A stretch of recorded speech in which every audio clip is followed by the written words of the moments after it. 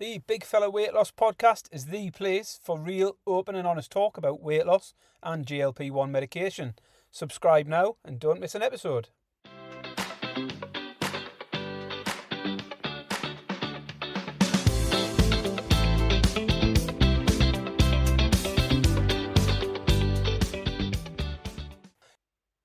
Welcome everybody to episode 2 of the Big Fella Weight Loss Podcast. If this is the first time you're tuning in, then welcome along. Please do check out episode 1, which was a bit of an intro into who I am and what this is all about. And if you're tuning in for the second time, that means I must be doing something right, as I haven't put you off first time round. So thank you for coming back and listening to episode 2. Please do spread the word. If you can, let's try and build it up, get the word out there. And a quick reminder to subscribe wherever you listen to your podcasts so you don't miss an episode going forward. And if you are on TikTok, you can follow me at TikTok at bigfella_baz. That's big FELLA_BAZ. So the plan is to put one of these out each week, probably around 20 to 30 minutes long each time. And last week talked about my background, who I am, why I'm doing the podcast, and a little insight into my long running battles with my weight. A battle now that's probably gone on for about 30 years, but this time a little bit different, on a weight loss journey with the help of Mounjaro, and things going very well so far. We'll cover more and more of that in more depth down the line as the episodes go on. Today though, I'm going to focus more on the start of my current weight loss journey, the build up to starting Mounjaro, and how my first few weeks went, and my reflections on all of that. First up though, each week I will update on my progress and reflect how the previous week has went, any positives and any negatives from the last week, and so on. So I've just finished week 27 on Mounjaro now. I always jab on a Monday, I weigh on a Monday. I actually weigh every day. I'm a regular weigher, but Monday is the only day I track my weight. It's the only time I put it into any app. So it's the day where I record everything, and I'll sort of track my weekly losses on that. I did a video the other day actually on TikTok about fluctuations throughout the week, if you're one of those who does weigh daily. Last week was crazy for me. I weighed in Monday. By Wednesday, I'd put 2 pounds on. By Thursday, I'd put 3 pounds on. Come the end of the week, it's all dropped off. It's all balanced out again. And a good week, all in all. I lost 3 pounds this week. Last week went really well in terms of staying in my calorie deficit. The exercise was good enough. I had a couple of gym and swim sessions. And as I say, 3 pound loss in week 27. That brings my total weight loss on this journey to 6 stone and 13 pounds. So I'm just 1 pound away now from that 7 stone mark. 3 pounds away from being 100 pounds down this year. So absolutely delighted with the overall results. Really, really pleased with where it's at, and really focused on pushing on and getting as much off as I can before Christmas. So what's gone well? I found myself walking more last week. It was something that dawned on me last week, was subconsciously I'm now walking journeys that I'd previously have avoided. I'd have either travelled by bus or I'd have used the car. I mentioned last week how I probably walked a sort of mile journey from work to the cricket ground. That mile journey might not sound like a lot to most people, but almost definitely last year I would have took the easy option. I'd have crossed the road, I'd have got on the bus, and I'd have got the bus down for that 1 mile, and it would have took me a few minutes. So I sort of reflected on the fact I am getting less lazy now, which is good. What else has gone well? I've taken some positive steps to try and get more fibre and more fruit into my diet. I've purchased a NutriBullet blender. And the reason for this is I struggle massively to get fibre into my diet. I don't eat fruit at all. And I thought I need to find sort of ways of improving that. Small steps, but several times last week for breakfast I had a Huel shake. I have Huel shakes fairly often and they do give you a decent bit of nutrition. But I started adding frozen raspberries and chia seeds for an extra nutritional boost with the extra fibre that comes with that. It's a start. It's nothing too adventurous. I'm not quite ready for kale and spinach smoothies or anything like that yet. But if anyone does have any good recipes or good ideas for using one of these NutriBullet blenders, then do get in touch and let me know. So yeah, I'm having my shakes and I'm going to start adding more fruit and sort of seeds and things like that in there just to get that extra fibre in and get a little bit of fruit. So yeah, share any recipes with me. Don't include anything with bananas in, though. I can't stand bananas. So that's the positives for this week. As we know, these journeys are not all positive. So some less positive reflections on last week. And I think I really didn't do well enough in my meal planning. It's one thing I've been really good at across the 6 months so far. Wasn't eating enough proper meals. I'm talking a sort of proper dinner with carbs, veg and meat all on the plate. Nice balanced meal. It was breakfast, which was fine. And then through the day, I've done a lot of sort of graze on stuff that I've packed some meat in, or protein puddings and things like that. I'll occasionally sort of cook up a few eggs and have a few boiled eggs. But it was not proper meals. Plenty of protein. No problem at all getting my protein in. But I do need to have a proper plan back this week, because my journey has always had that. I'll cover a little bit more later about my sort of plan from the very start, how I structured my day. And that evening meal is really one of the most important meals for me. It's something I tend to look forward to, and I try to come up with new ideas to make that an interesting, enjoyable meal. And I wasn't really doing that last week, so I probably had far too few calories last week. So this week, back to a little bit of planning and get that evening meal back into a good, balanced, full plate of food. So that's the last week. Some good, some bad, but the positives clearly shone through as the results on the scales were very good. £3 off, and as I say, now just £1 away from a 7 stone loss, which will be another nice little milestone to hit. So that covers last week. So moving on to the topic for this week. And this week I'm focusing on the start of my journey. So I explained a little bit last week about how I arrived at a decision to start Mounjaro. I'd done my research, I decided I was going to try it, and I'm quite an impulsive person. If I decide I'm going to buy something, I buy it there and then. So I didn't pause. I'd done whatever research and I'd decided Mounjaro was going to work for me. And that evening, I put my order in. It must have been a Thursday evening, I think. And I didn't think too much about the provider or anything like that at the time. I simply went for the best price. That was my starting point. So an order went in with MedExpress on a Thursday. The pictures and all of the information I needed to send them was sent the next day. And the order arrived very quickly, arrived on a Saturday, all really, really straightforward. No delays, no issues at all. So that arrived on Saturday. And then the decision was, when do I take it? For me, diets always start on a Monday. So that was my plan. I enjoy the weekend and hit the plan properly from Monday. I did the classic thing I've done on every diet before, and I indulged on everything that weekend. I always have what I call the Last Supper before starting a diet. The Last Supper is always my final meal on a Sunday evening before the diet starts on a Monday. I can't actually remember what the Last Supper was this time round. Probably a Chinese or an Indian, and it definitely would have involved a bottle of wine as well. So a lot of people do ask when starting out on this journey if they need to be really strict the day before jabbing, and if they need to have sort of light meals.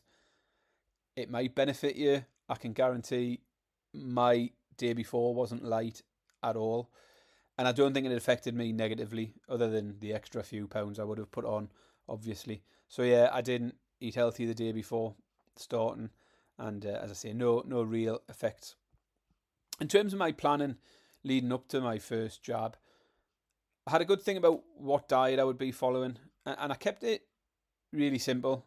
It was going to be nothing groundbreaking. It was going to be a calorie deficit, nothing ruled out, no food group ruled out. Focusing on protein, getting a lot of protein in there. I'm a real carnivore, so protein generally isn't an issue for me anyway. I already used the NutriCheck app, so I intended to use that for tracking absolutely everything that crossed my lips. I didn't go out and do any kind of big food shop or anything because I wasn't really sure what to expect. I didn't know how hungry I was going to be. I didn't know what sort of foods I might be fancying or sort of not fancying. So didn't sort of plan the food as such, but I did sort of plan how my meals would be structured. So I was looking at 1,800 to 2,000 calories a day was going to be my goal. And that's a big deficit for me. I started at a massive weight. My sort of maintenance calories would be 3,500. So 2,000 might be a lot to some people. To me, that was still a significant deficit.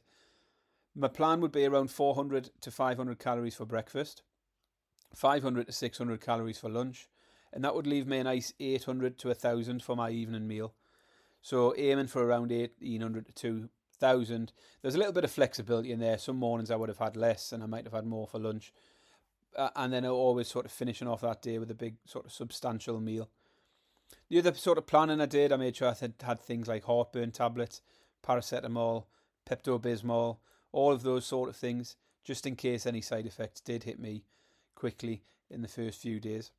And then I planned a couple of work from home days just to be in my own space if I was feeling rough at any point.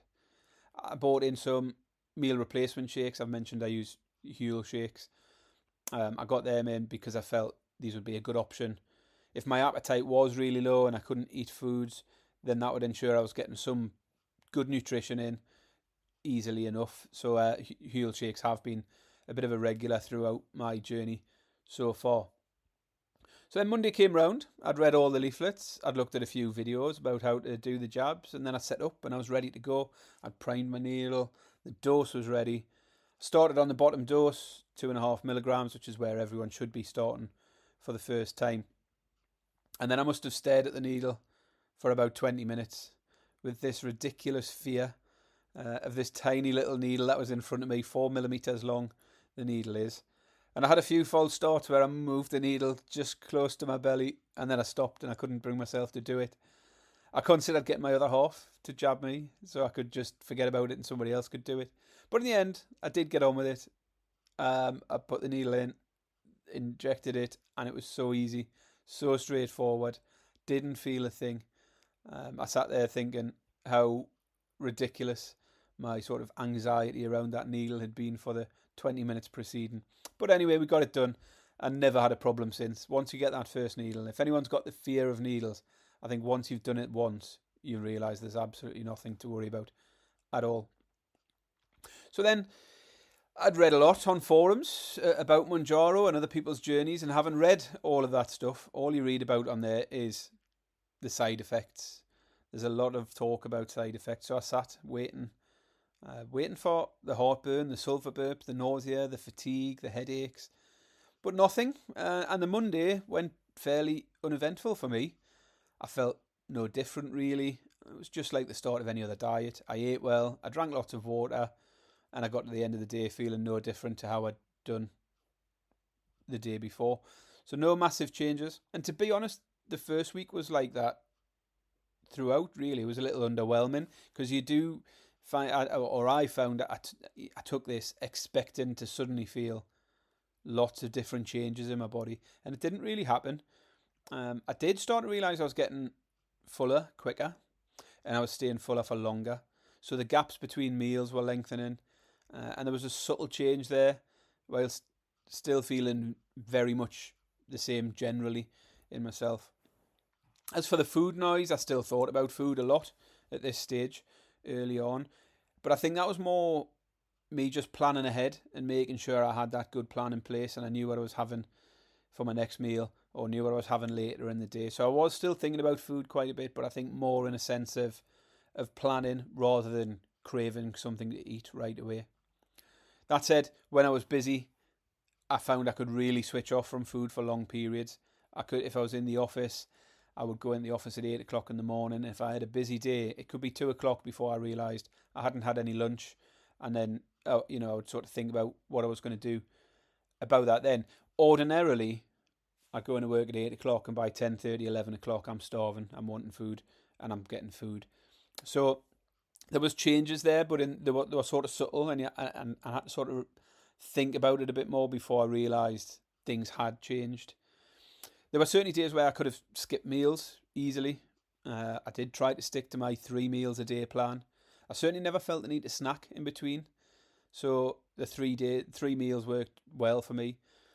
So a general day, I would have something like scrambled egg on toast for breakfast, maybe a Huel shake for lunch. Occasionally it was a sandwich for lunch or a sort of pasta salad or something like that.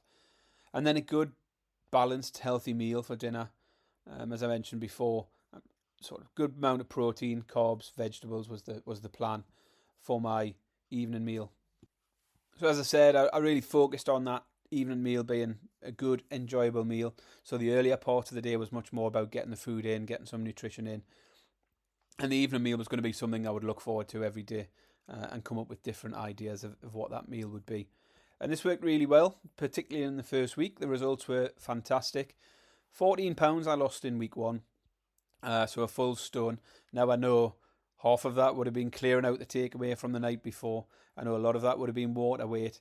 But either way, sort of seeing a whole stone go off the scales was a huge motivator. And then week 2 is very similar. Everything continued to feel quite normal. No massive changes in how I felt. The diet felt very similar to any other calorie deficit diet I'd done in the past, but it just felt much easier. That was the difference for me. Mounjaro was just making that deficit feel much more manageable, and that became quite liberating quite quickly once you start to realise that you're on this diet and a similar diet to what I've done before, but it was the fact it just felt easier. Mounjaro wasn't doing any miracles or burning any fat or anything like that. It was just making me make the right choices, but making it easier to stick to those choices. So no big surprises for me in the first few weeks. There was no major challenges to overcome, no massive issues with side effects or anything. What I think worked really well was that structure to my day. Tracking everything was vital for me. It won't work for everyone. I know not everyone likes to track. Initially, the tracking for me was to ensure that I wasn't eating too much. That's what everyone initially thinks. You're tracking to make sure that you aren't eating more calories than you think you are. But actually, it often became more about ensuring I was eating enough, because some days I was struggling to have the appetite to eat as often. And then I wanted to make sure I was still getting the minimum amount in. So as I said earlier, I was aiming for 1,800 to 2,000. Some days that would be lower, but I would try and always stick to a minimum of around 1,500. So never sort of dropping below that. And by tracking, I could see whether I needed to add more stuff in. So that was sort of what went well. As I say, the tracking helped me. It helped me keep track of the sort of macros as well. So things like keeping an eye on the protein. So some reflections really for anyone who might be thinking about a medicated weight loss journey. Firstly, I think everyone's journey is going to be different. If you read up on the forums about these things, you could easily get the impression that everybody is suffering terrible side effects, and they aren't. Many people get along with it just fine. It's certainly good to have some knowledge of the common side effects and how you might treat them if they do occur. It's good to be prepared that it might happen, but don't just assume you'll suddenly be wiped out by nausea or crippled by headaches or anything like that, because it's not necessarily the case. It's not all been perfect. There have been some side effects along the way for me later on in my journey, and I'll probably cover that more on another episode. But any side effects I have had have always been quite mild and short lasting.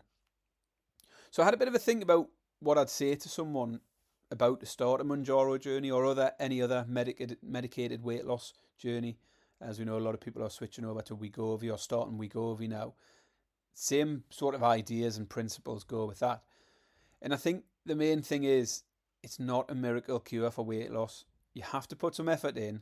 You can't just eat what you want. You need to put that effort in. Mounjaro will make things easier, but you still need to have that plan around things and making sure you're doing the right things yourself. You can't get away with just going out and eating what you want and hoping Mounjaro will do everything else. It doesn't work like that. I also had a bit of a think about anything I would do differently if I was starting again. And there's not much really, because I did have a really good start to my journey. I would probably take more photos. The only photos I have from the very start of my journey are the ones I sent to the pharmacy. I naturally avoid the camera as much as I can because I'm uncomfortable with my body at that time. And I do find now, looking back, that those comparison photos make a massive difference. They really hit home how well you've done. So I would definitely encourage anybody starting a journey to take more photos and measurements possibly as well. One thing I've never done is any measurements, and I probably wish now I did, because it would be good to see the differences there, because you might be like me, that noticing the change in your own body is really difficult, and other people probably start to notice it first. The photos makes the big difference. So that would be the one big takeaway from me. I wish I took more photos at the start than I have done, and measurements would be the other thing. But other than that, I don't think I would do much differently. It's hard to suggest I would when I've done so well on it so far. So my journey has been good. So my losses in the first few weeks, as I said before, I lost £14 in week 1. I lost £5 in week 2. And then weeks 3 and 4, I lost £3 each. So total loss was £25 in the first 4 weeks. So well over a stone and a half. And that was a big motivator. As I'd said earlier in the first episode, I really moved on to Mounjaro thinking we'll try it out, we'll see how it goes. It might not be for me. After 4 weeks, I was absolutely sure it was for me, because the changes that had happened in my head and the results I was getting told me this was something that could potentially work long term. So the next order was placed and we moved on from there. 2.5 milligrams I did for 5 weeks and then moved up after that. I'll talk a bit more in future about doses and how I've managed it. But yeah, really, really positive start. And that's the big motivator, isn't it? You see big numbers. £25 in 4 weeks is a big start for me. And that, as I say, kept me going. And we've sort of followed up with that momentum going forward. So that covers the early days of my Mounjaro journey. And as you can see, a fairly smooth ride for me in terms of those early days. Hasn't always been smooth. There have been some hiccups along the way, and we'll probably get to that at some point. Next week, episode 3, will come back and I'll talk a bit more about food, how my eating habits changed, what sort of cravings I've noticed have disappeared or what has stuck around, meals and snacks that are working well for me, and also if there's any foods that I enjoyed before that I no longer do. There's a lot of people talk about how they get put off certain things.